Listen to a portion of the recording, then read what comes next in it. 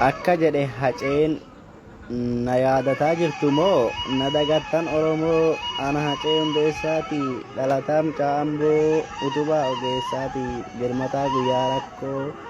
Oromoon kaabaa kibbaa jirtuu fooniif lafeen koo qomoon koo baaf lixaa jirra jedhaa koodeen koo qomoon koo baaf lixaa jirra jedhaa koodeen koo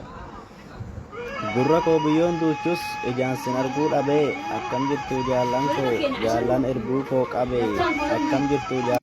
akkam jirtuu jaallan koo jaallan erbuu koo qabee siniifan dhangalaasee bishaan miti dhiigni koo mee itti naaf tokkoomaa injifadhaa diina koo hacee jedhaa ooluun hin ta'u galaa koo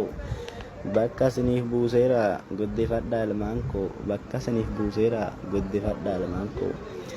hedduun keessan na faarsaa maaluma galaanni koo kaayyoo koo galmaan ga'a hin nyaatinaa erbuu koo sinitti kennee deeme imaanaa saba guddaa ansiniifan akeeke dhaloonni itti mudaa ansiniifan akeeke dhaloonni itti mudaa